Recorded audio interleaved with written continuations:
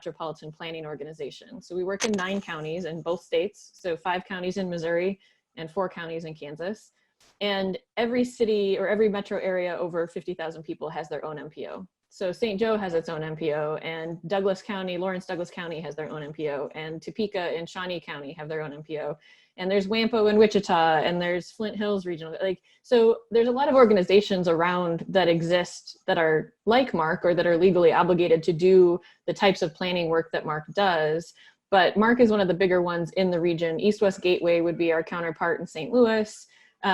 Just in case you're familiar with those organizations. MARC is a little bit different than a lot of MPOs in that we work in a lot of areas outside of transportation as well.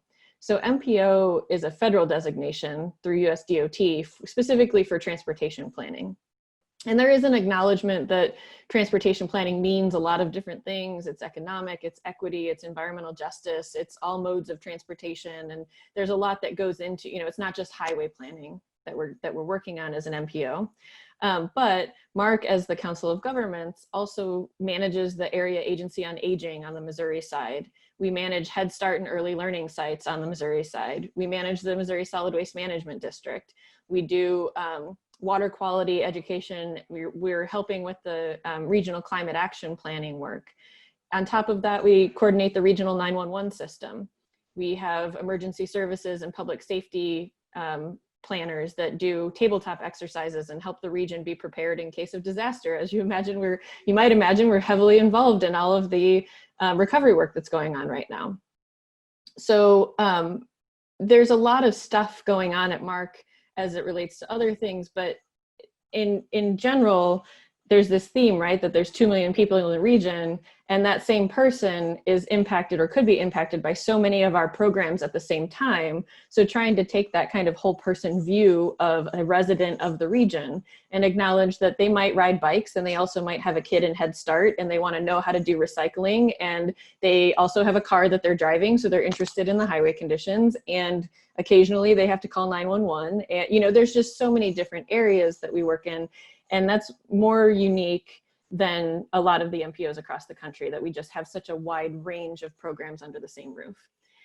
And so my role, I have been at MARC, next month will be 12 years. I spent the first about 10 or so years doing air quality and transportation. And so I came in as an air quality planner, and I was managing the Ozone Alert Day program, the public education and outreach around air quality, our Air Quality Forum, which is a bi-state policy group on air quality. But as a lot of people on this call know or should know, that air quality, transportation is a huge factor in air quality.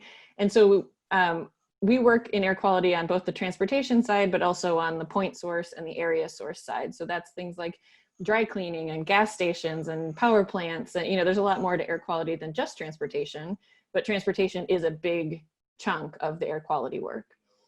So we work in all portions of air quality planning. I spent the first 10 years doing that. And then the longer I was at MARC and the more I was getting interested in different areas, data and technology were becoming, and emerging technology in particular, were becoming increasingly important to engage with, to understand how it impacted the region, both from a transportation system perspective, but also from an individual resident perspective. How did these emerging transportation modes like bike share or ride hailing services, or how do they impact the economic health of the region and the workforce implications in the region and the health outcomes? And all of this stuff is very connected, but technology solutions we're starting to come in and be pitched to our individual cities or to the state DOTs.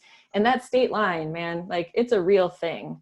And it's a figurative thing and a very real thing, because you've got 2 states that have different philosophies at the state level of how to handle transportation, whether it's how to handle transportation funding, whether it's how to approach issues related to equity or the environment, or, and it just, what it ultimately comes down to with anyone, whether it's a private company or a local government, is the relationships that you build. And so I had built enough relationships over the time that I had been at MARC and was able to have some of these conversations about how our local governments were engaging with emerging technologies. And so about 3 years ago, I was asked to take on the work to develop a regional framework for autonomous vehicle policy.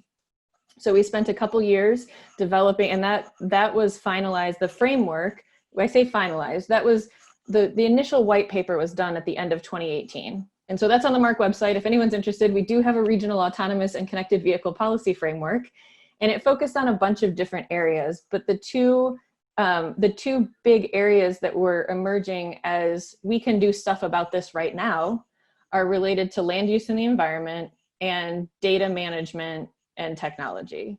And so how are we looking at our suballocated, like when we're doing programming, how do we look at what types of data the projects are collecting, whether it's being made available regionally, who owns the data? If it's a third-party company that a city is working with, do they actually own the data, or do they just have access to the data? And so we were starting to get into all of these questions that are not traditional topics for transportation planners to be well-versed in, or city planners to be well-versed in, to understand technology contracts. And so this is happening all over the country. None of what I'm talking about is specific to Kansas City. But we started realizing, and this was a few years ago, Kansas City hired Ashley and then hired Bob when Ashley left to be the chief innovation officers for the city. And Unified Government has Alan Howes, who I think is actually the chief knowledge officer, is the actual title because it's a Bloomberg related position. But we started asking questions about how does this all fit together? We're collecting all of this information, and technology companies are pitching and inserting themselves into all of these different public-private partnerships, and how do we coordinate this?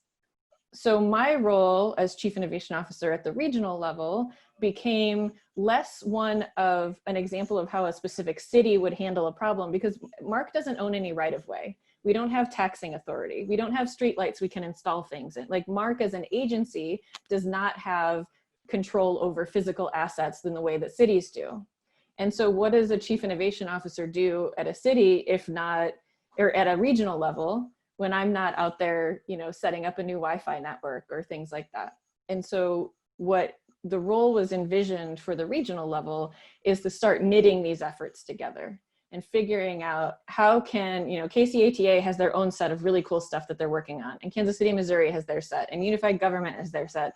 And maybe you know this, maybe you don't. City of Olathe is one of the most technologically advanced public works departments because they're interested in it and they are working on it. And their public works staff actually took a lot of cues from Kansas City, Missouri's fleet management over the years. And they just recently, I think, cracked the top 100 of fleet management, like examples of fleet management in the country. So we have we have multiple cities and counties that are involved in different types of projects. And obviously MARC operates the Operation Greenlight system and Scout. And so we work with MoDOT.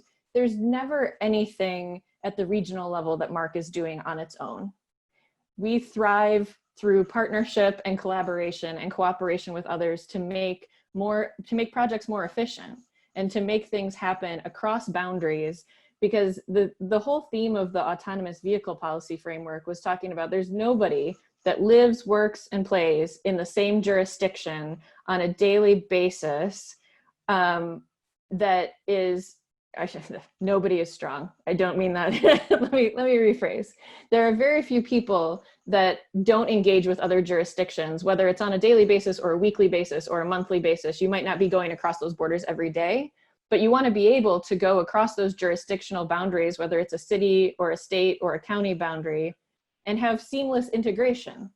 And so if we're talking about technology, we're talking about every city and every county and every state making different decisions on a vendor or a protocol or how it engages with an OEM like Audi or something like that, you're going to find it very difficult if every jurisdiction is making their own decisions on things. That's not to say they shouldn't be able to make their own decisions on things, but from a resident perspective, that seamlessness across jurisdictional boundaries is huge. So there's some things that don't happen locally. A lot of the frustration around 5G implementation is around the fact that the FCC rules have taken a lot of the ability for local governments to make decisions on that and pulled it either up to the state level or the federal level. And so all of these things are intertwined in different ways, but the more technology that local governments implement, the more connected people end up being, right? So we're talking about digital divide type stuff at this point. And we talked a lot about 5G in the autonomous vehicle policy framework, because we're talking about how are vehicles connecting to each other. It's not through, everything's going to be wireless when it comes to connected or autonomous vehicles. So what does that look like? Well, if you have better internet connectivity, then you also have better access to education. You have better access to telehealth. You have a better access to workforce, applying for jobs and training and all of these things that are becoming very much exposed in the current environment. I don't think a lot of people really realized how many people didn't have internet at home at all, let alone a way to access it before now. And so a lot of people are lucky to be able to work from home. They had internet anyway, they had the devices. But when Google Fiber came in 2011 or so, to around, almost a decade ago, and there was all the work around, Mayor's Bi-State Innovation Team and the digital equity, the Coalition for Digital Inclusion, I think is the name of the organization that formed and has been meeting at the library monthly since then, highlighting this digital divide. And when it starts impacting the transportation system, when we start going to app-based everything, and when we start going to electronic means of accessing money or accessing schedules or accessing even just fare cards, there's a really big equity piece in there. And if we don't coordinate it, it makes it hard for everyone to play with the system or to access it. So the purpose of the regional CIO is to make sure that all of these individual efforts, while they're super cool, that they're talking to each other and that they're coordinated, and that we're actually increasing access to the system rather than decreasing it by making decisions about technology and innovation. So that was a really long answer for what is MARC and what do I do, but hopefully it's fodder for questions later in the conversation. Yeah, thank you. And there's a lot there, and you guys do a lot. And I think it's interesting, as you said, it's unique in that in Kansas City, your organization plays a much bigger role than it does in a lot of other regions around the country. So first, I want to start with autonomous vehicles, and I have a couple of questions. One's maybe global and one's kind of more local. So the big picture, especially for folks who care about walking and biking, there's been a lot of concern as to safety of these autonomous vehicles as they interact with pedestrians and people on bikes, and what's the public policy that needs to be in place for that safety. Something that we've signed on to at BikeWalkKC is this notion of what's kind of called the vision test, but before AVs are kind of released to have robot cars roaming the streets, there should be some sort of assurance that they can actually see people on foot or on bike. I don't really know kind of where we are with that in terms of either public policy or technology. So if there's any kind of insight you have for us, we'd really love to hear about that. It's obviously an interesting question, and it's an interesting problem. There's a facility up in Ann Arbor at University of Michigan called M-City, and it's a test track for autonomous vehicles. And it exists, if you Google it, there's videos in there, but if you drive by it, it's all behind fences. So you'd not see it unless you get in for an actual tour. You wouldn't be able to see the facility, but it's a partnership. It was funded by a bunch of private companies who wanted to do real world testing on exactly the kind of stuff that you're talking about. So this facility is built with pedestrian signs and crosswalks and bike racks and all kinds of stuff to help test and train the vehicles to be able to recognize, is this a person? Is this an animal? Is this a bike? Is this a scooter? Is that, like, what is the object?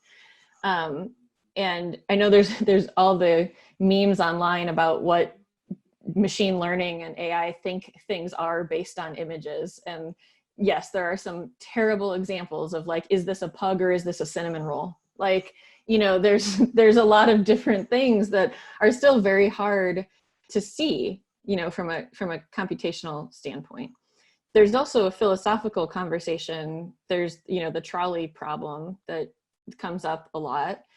And the question there is basically, people are willing to forgive other people a lot faster than they're willing to forgive technology. And so people are not going to be generally accepting of an autonomous vehicle hitting a person, even though manned vehicles hit people all the time, drivers driving them hit people all the time, and people don't even really think twice about that. But there has to be this significant improvement from that for people to accept autonomous vehicles on the roadway. And so from a research standpoint, from a technology standpoint, I think part of the reason you haven't seen them more widely deployed is because we're getting there, but we're not there yet. And so what's happening is you'll see more, like a lot of the pilot projects outside of like Arizona, where Waymo's been doing the minivans that people can ride in, a lot of them are shuttles. They're not individual vehicles. They're not, I was in Vegas for a conference maybe a little over a year ago, and I was asked when I went to get my lift to the airport whether I wanted to take an autonomous vehicle or not. So they're out there. I think the first autonomous vehicle ride I went on was in 2018 in California at the autonomous vehicle summit that they, used to have there. I don't know, there were 1,000 people there, so who knows when that will happen again. But the shuttles have been out there for a long time, and one thing that people like to do is jump in front of them. They like to test whether it's going to stop or not. The vehicles are not very big, and so it doesn't look like they can do a lot. And they're only going, 8 to 10 miles an hour. They're not going very fast, and so people don't necessarily feel threatened by them. And so there's a lot of what would be considered in a roadway kind of foul play going on in the testing environments. So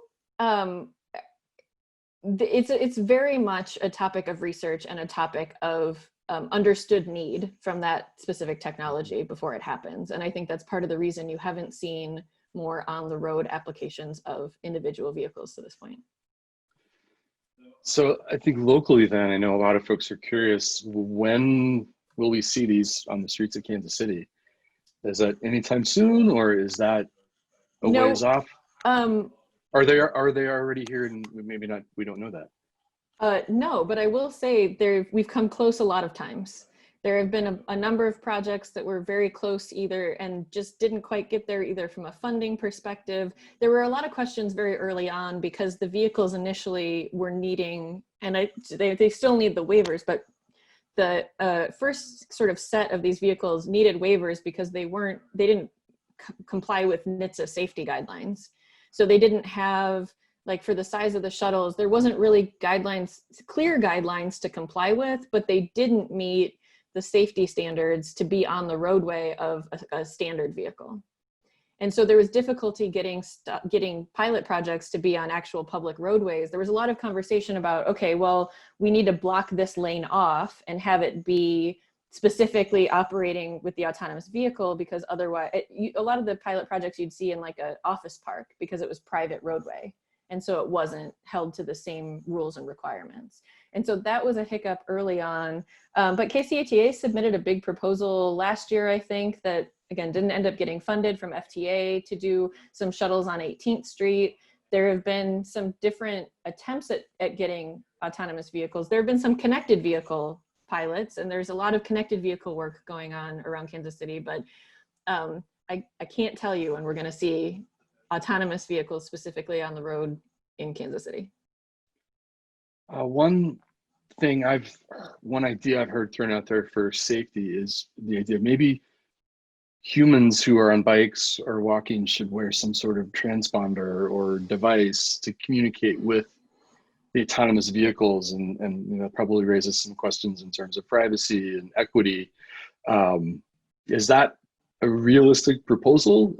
Is it useful, or should we be able to expect that the cars themselves should figure this out? Yeah, the conversations and the conferences and all of that I've been around, there's not been, that I've seen, really serious consideration to the idea that everyone should have to carry a transponder. Like at that level, it might be your cell phone that's in your pocket, that, but having an extra piece of equipment that you have to carry so the autonomous vehicle knows you. I haven't heard a conversation that took that as a serious thing that you'd try to require the general public to have on them. I mean, there might be an option, like not dissimilar to wearing reflective gear when you ride or when you walk or run at night, where you can take extra precautions to make sure that, I mean, maybe things will be available that will be extra precaution, but I have not heard a context in which that I've seen that, I've heard that idea, but I haven't seen much that took it seriously as a real thing that you'd ask people to do in order to be seen by the vehicle. The focus of the research is on making sure that the vehicles can identify external hazards, whether those hazards are people or objects. You know, it's hard even when you think about like a human driver, for example, if you're driving and you see something in the roadway ahead and it's a box, you don't know if it's an empty box or if it's got a lead weight in it. And so you're going to probably try to avoid it regardless, because you don't know what's in that even as a human driver. So I think it's spending less time on trying to figure out what the obstacle is and just avoiding the obstacles. And I mean, the benefit to autonomous vehicles in the research that's being done is it's looking at a 360-degree view around the vehicle. And so a human driver can only see, you know, within their line of sight and their peripheral vision. If something's coming sideways out of the peripheral vision of the driver, it might actually be able to sense that better than a human driver can. But yeah, the transponder thing, I've seen it, and I suppose I could be proven wrong at any point on any of the things that I'm saying, but I have not seen anything that took that seriously as a way to move autonomous vehicles faster. Okay, that's good to know. And perhaps I've fallen victim to a conspiracy theory there. There's no shortage of those when it comes to, yeah. I want to move a little bit for a while onto the current pandemic situation, but first I wanted to note, if for those of you out there, if you have questions along the way, we will have some time for Q&A at the end, but if you have questions during this, feel free to put them into the chat box, and we'll make sure we monitor that as well if you have questions that way. So Amanda, in the current pandemic, I'm curious if you or your colleagues at MARC have seen things related to transportation or mobility that have been impacted by the current situation. You know, for example, I think some of us have seen the pictures of like LA without smog, or places in India where you can see the Himalayas for the first time in 50 years.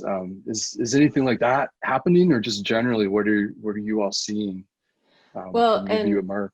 And I can give a high level overview. There are people at MARC that are much more in depth on these individual areas. But one thing that our Operation Greenlight folks have been doing is keeping track of it's highway miles because it's the scout system and doing traffic counts, but keeping track on a daily and weekly basis of freeway volumes during the pandemic. And so one of the things that I have numbers through the 15th of May, but looking from the beginning of March to where we are in May, and every week, I mean, especially on the weekends, the traffic volumes are down below 50% of normal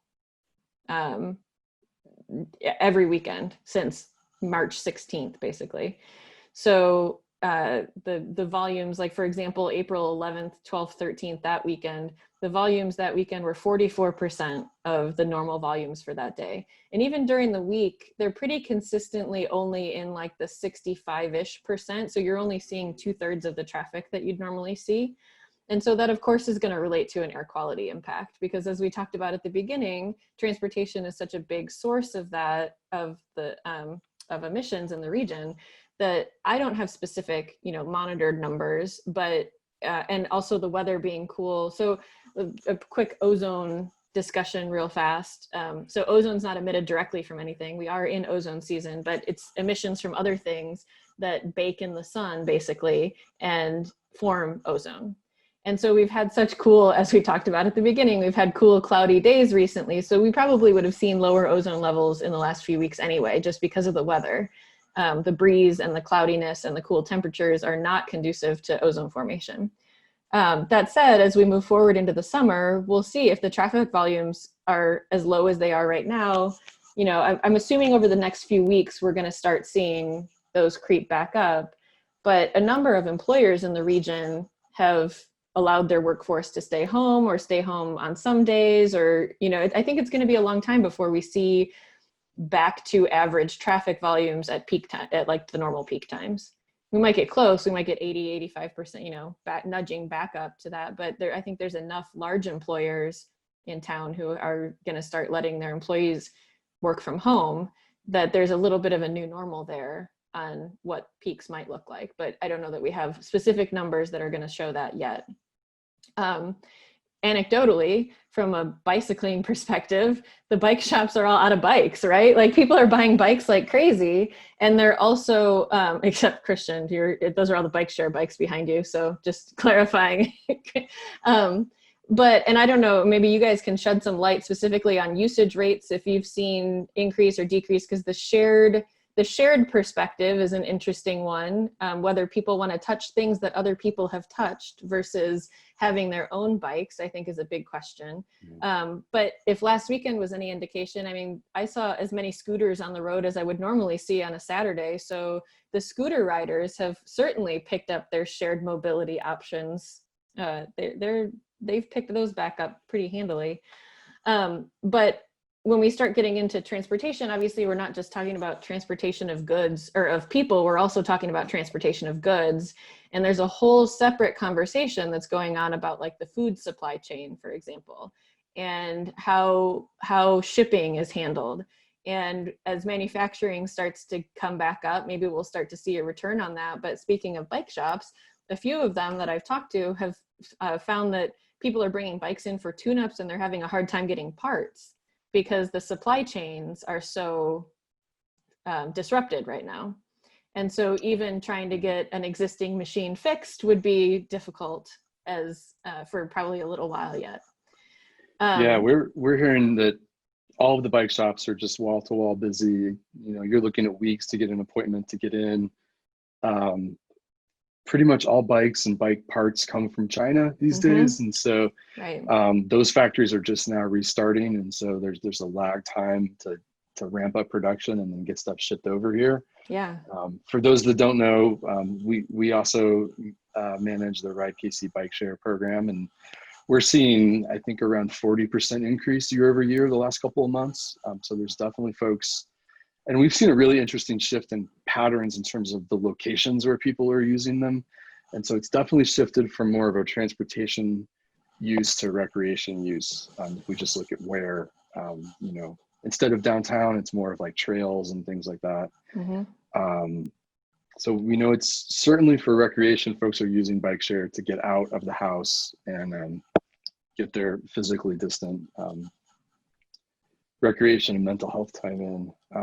Well, and I mean, on that note, on the socially distant piece, and there are others and even specifically on this call that can probably speak to this better than I can, but as far as like the transit system is concerned, and this is something that was happening nationally, but KCATA actually was one of the first to come out with the fare-free policy to avoid that contact with the drivers, and others followed suit later. But they were one of the first agencies in the country to go fare-free to minimize that contact with drivers, but also to have rear of the bus boarding unless you absolutely needed the kneeling in the front, or, you know, like to take those kinds of precautions for their driver fleet. I don't remember what publication it was in, but I saw something yesterday that was talking about how bus drivers are the new frontline workers, right? As people need to get places. Not everybody has a car that they can drive by themselves in. Not everyone has the ability to drive in a vehicle that they can drive themselves in. And so the transit system is still super important, and but very difficult when you start talking about the routes that are delayed or canceled because of driver shortages and exposures. You know, there's a whole lot that goes on there.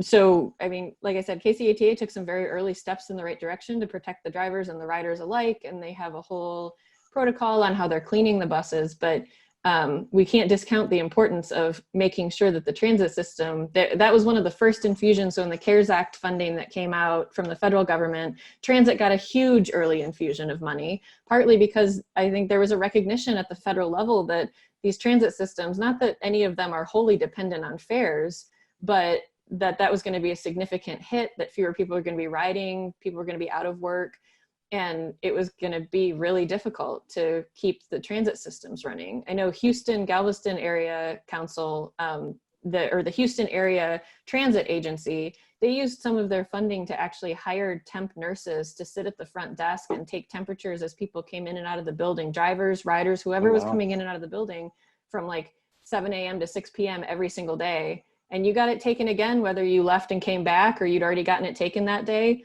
because it's just, there's so much exposure that happens to other people as a bus driver. And so I know that there are a lot of modifications happening to transit agencies across the country and around the world, but fare free was one of the very early things that a lot of transit agencies around the world were doing to try to minimize exposure. Yeah, and I think going into the recovery and whatever the new normal is going to be like, the transit and walking and biking are going to be more important than ever as we have a lot of friends and neighbors in our community who are going to be in much different economic circumstances. And I mean, gas is artificially low right now, in part because demand is down, but also because there's some political things going on between Saudi Arabia and Russia. But I think there's going to be a lot of people in the next few months and even years who are going to need much more economical ways to get around. Those are going to be more important. Yep. Can I just chime into something you guys were saying? Yeah, Laura, go ahead. Oh, sure. For those who don't know me, I'm Laura Machla. I'm a transportation planner at MARC. So it's interesting with transit and the recent public health situation, because as Amanda said, you know, fares are not normally a very large component of a transit agency's budget, although in some cases, like New York City's, it's a pretty significant component. Really, like in our case and a lot of other agencies, it's the declining tax revenues that are really hitting the transit agencies hard, because like KCATA is largely funded by 2 KCMO sales taxes, and also the general fund budgets of the other jurisdictions that fund transit are definitely going to be hit. So that's an interesting thing. On the zero fare thing, it's interesting. I'm on the board of the Missouri Public Transit Association, and other agencies across the state are actually in the process of reinstating fares, including in St. Louis, because the free fare has led to so many issues for them on their vehicles, conflicts with the drivers basically, and just it being kind of problematic. And so they're reinstating fares. They're trying to do it in sort of a touchless way. In St. Louis, they're also mandating that all riders wear masks, not just all of the operators, but that all riders wear masks in their vehicles. And I know KCAT is considering that as well. So like in St. Louis, they're actually handing out masks to people in order to kind of get that accomplished. Ridership is way down. I think people are just really trying to avoid places where they're touching the same things or in the same enclosed spaces. I think that's sort of the benefit of the bike or scooter shares. Like, you're touching the same thing, but at least you're not, like, you're outdoors. So, and you're not having to sit next to somebody, you know, for an extended period of time. So that's really good to hear. I was wondering about the bike and scooter sharing right now. Yeah, and we've really ramped up the sanitation of those devices, and we've seen a lot of people bring their own wipes and wiping it down beforehand. I think I would, just because you never know, like you guys might get to it, but have you gotten to it before, like in between one ride or another, you know? Yeah. So yeah, but the question that you brought up is interesting about like the economic recovery, because I guess what most of the transit agencies are thinking is that their ridership is not going to recover for a year, 2 years, you know? I mean, it's really stark right now. Ridership is down like 40, 50, 60, 70%, sometimes more in some places across the state. So, and the as Amanda indicated, the available rides are also down. Like ATA is operating on a Saturday schedule with, you know, I heard they're going to be extending some hours in the evening a little bit coming up here, but yeah, it's interesting. It's going to be an interesting dynamic going forward between the demand because of people's perceived or fear of contracting an illness or being in close proximity and putting themselves at risk versus needing to get to a job that they no longer can afford a car to get to. So it's going to be fascinating. I hadn't thought like a few steps ahead in terms of what that will look like one day, but hopefully it's an opportunity for us. Yeah, absolutely. So thank you for jumping in, Laura. We're about 15-20 minutes left, so I'm going to open it up for other questions or other comments if you have something to add. So either add something to the chat box or feel free to unmute yourself and jump in.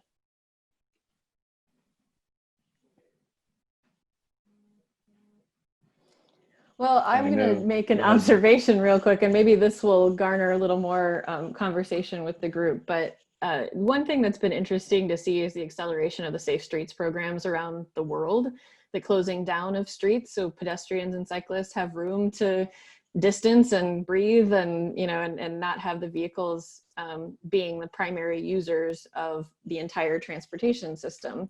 And so it's been interesting to see the conversation around where those are chosen and how they're chosen and what routes are they recreation, are they for recreation or are they for transportation? And it's been handled differently in different parts of the country and different parts of the world on how those corridors are being managed. But I think one thing that's missed a lot in the conversation in the innovation space is a lot of innovation is not technology related, right? It's looking at where we are and looking at where we want to be and then setting out the steps to get there. And so talking about innovation is not just, how can we make sure there's Wi-Fi on those blocks that are open for people, although Wi-Fi and internet connectivity is very much becoming an equity issue. It always was, but it's being highlighted as an equity issue at this point. And there's a lot of conversation. University of Missouri system is taking on broadband at the state level, and it's looking at rural connectivity, but there are absolutely lessons that apply on the rural side that apply to the urban core and underserved communities. And the state of Kansas, through the Department of Commerce, just put a bunch of money into broadband access as well. And so we think about innovation being about technology and apps and all of that kind of stuff, but really it's about figuring out what's not working and figuring out how to do it better. And technology is not always the solution for that. And I think there's a lot of things that are happening at the city level, not just in Kansas City, but in other areas of like, how can we look at our existing policies and make it work better for us? So talking about, the quickness at which we were able to pick up cocktails from restaurants. How many years have people tried to change policies around that? And then, it took a pandemic, but there's a lot of conversation around those policies not going back to what they were before and sticking with those kinds of policies. And so it's not always a technology solution that loosens the chains on what we're able to do, whether it's from an economic perspective or a transportation perspective. That's a really good point. And I think kind of what you were maybe getting at is sometimes the innovation is just changing the pace at which we make changes. I've noticed with the open streets here in Kansas City, and now with the idea of turning streets and parking lots into outdoor dining space, that our community's generally been open to those ideas, and elected officials and city folks are working towards that, but there's still a long point of time between when we start talking about that and when we actually make the change. And that still seems a little slower than in some of these other cities that have already made these changes much faster after they've started considering them. Yeah, and I think it depends. And I'm going to put on my public administration hat for a minute and acknowledge that the speed at which things happen seems slower in the public realm, partly because it's by design, right? It gives people time to engage. It gives people time to know what's happening before it happens. It gives, the public comment periods are not 48 hours, they're 30 days for certain things, by design. So people have the opportunity to know what's happening in their community, engage who they need to engage, and help either rally behind it or rally against it in a meaningful way. And so there's absolutely value to stuff being able to happen on a dime, but there's also value to it taking just a little bit longer so people have and sometimes they still won't know until after Yeah. it's already happened, and they'll be like, why didn't I get a chance to do this? And then you point to 19 different times that they could, you know, like that's Yeah. always going to happen. You're never going to reach everybody. But I think some of that, you know, in a time like this, things are happening a lot faster, and there's a lot of emergency orders happening at the state level and the local level and the federal level to make things happen faster. But there's Yeah, that's a really, really good point as well. And that kind of reminds me of a different approach to open streets I've seen at our colleagues at the Atlanta Bicycle Coalition, where they intentionally are not pushing for it because they were very concerned about equity. And would it only happen in neighborhoods that have the resources and the time and energy to push for it? And what does that mean in neighborhoods where you can't do the engagement and make those types of changes? So that's also a really good point. So we have a question here from Alex about the airport, wanting to know if the new KCI terminal is going to be designed to be retrofitted for possible autonomous vehicles or any other innovation. Amanda, is that something you've talked about or heard about?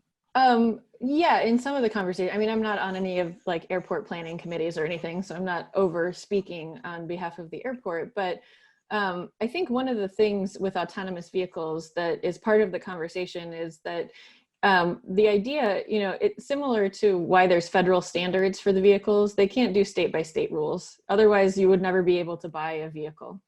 And so the OEMs are working with technology companies to be able to have the vehicles read and understand, and working with companies like HERE and other mapping companies, other mapping companies, to map buildings and locations and have as much kind of already in there, but also help the vehicles recognize things instead of already knowing what they're going to see. So it's not a pre-programmed route necessarily.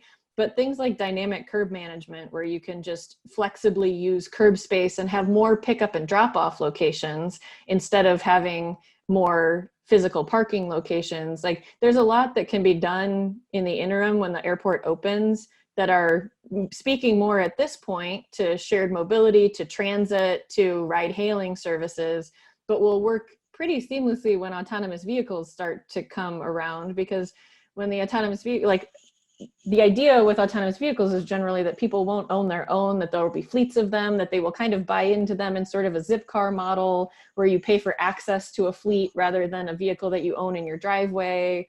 You know, there's a hope that a lot of the fleet will look more like that, where the vehicle will get used more often.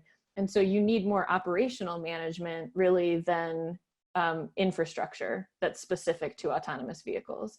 And so maybe Wi-Fi repeaters are making sure that the signal is good there so the maps can be updated regularly, and like there might be some of that kind of infrastructure that will need to happen to better support things like autonomous vehicles. But from a design standpoint, I think there's a lot that can happen now, and that's the case even so. For example, you know, an Overland Park Farmers Market Day, or homecoming football game, or like the cider fest at Lewisburg, when you start talking about operations management, just having these flexible policies in place that maximize the curb space close to a location.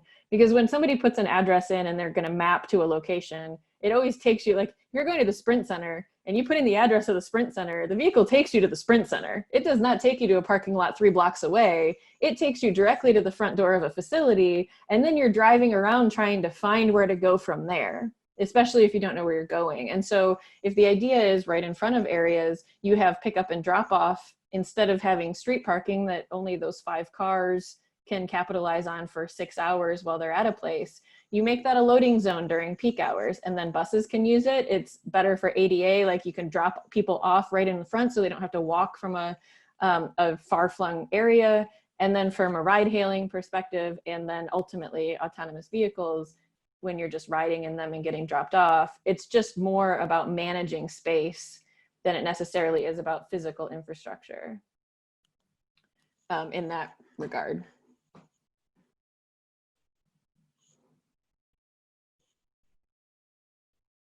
All right, it looks like we've got one more question from Alex. Has there been any chatter about using rivers in the region for transportation purposes? So like say water taxis or ferries or something like that? So I think part of the problem with using them for water taxis is there'd have to be more than one place to get on and get off, because otherwise, where is it taking you?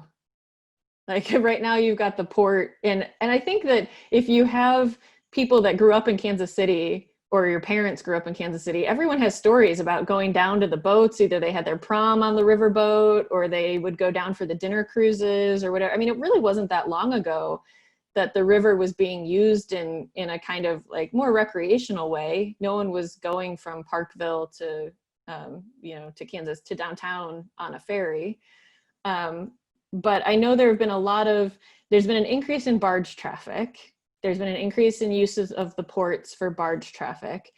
I have not specifically heard of anyone talking about using it for transportation purposes. I know there's an increase in desire to use it for recreational purposes as well. There's also a lot of studies with the Corps of Engineers going on with the channelizing of the river, and sort of from a natural resource standpoint, there's other water related conversations going on, but specific to transportation on the river, I have not heard of anything. Doesn't mean it's not happening, but I personally have not heard that being a thing. All right, and we've got another question from Thomas. Is MARC working on any curb management programs or technology, or any regional standards? Well, Thomas, we actually, the autonomous vehicle policy framework that I mentioned, that was the white paper came out in the end of 2018, and work is ongoing on that. Regional curb management policies was one of the recommendations that came out of that white paper.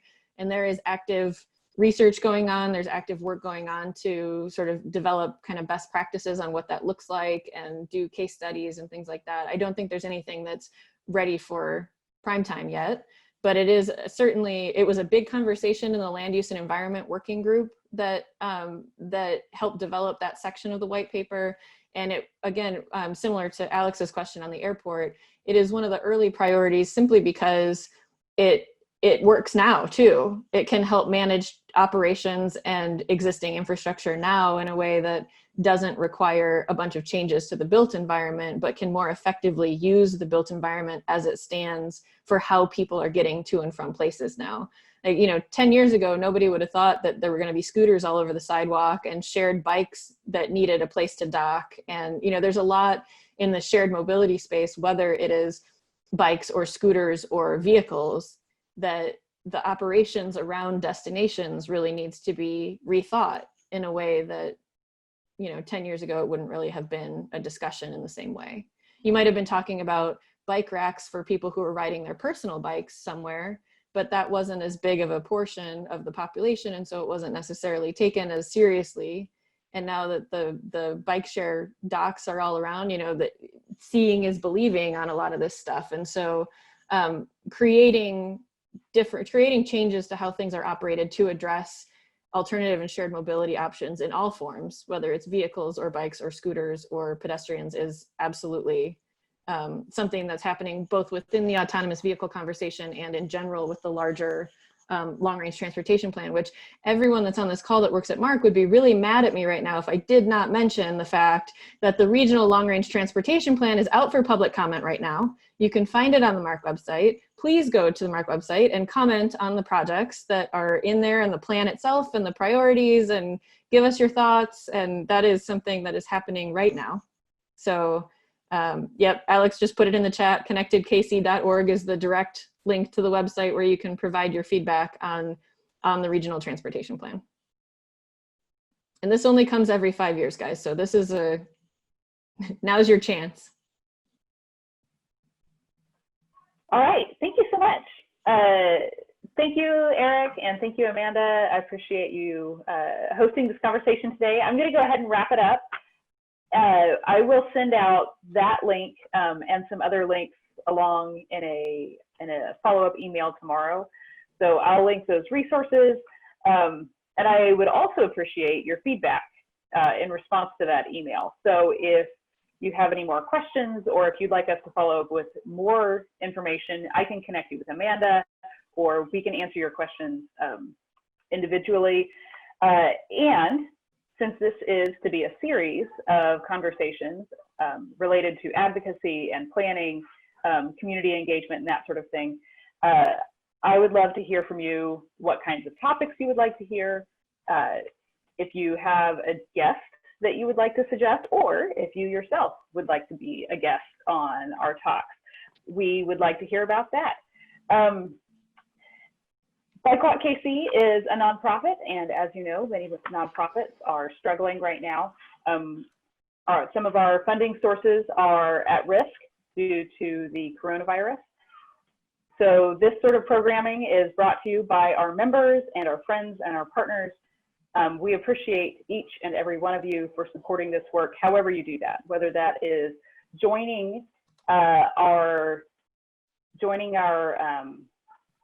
mailing list, and I'm going to go ahead and share my screen so that you can do that right now. Whether that is joining our mailing list, whether that is becoming a member of BikeWalkKC or following us on social media, those are all important ways that you can be a part of BikeWalkKC's work and our mission to create places for people. Thank you so much, each of you, for joining us today. We will catch you again next time. Stay tuned. We have more events coming soon. And Christian would definitely appreciate you getting out there and riding those Ride KC bikes and scooters while you're at it. Thank you so much. Appreciate you all being here today. And we'll catch you next time. Thank you. Thanks. Thank you. Thanks, Amanda. Sure.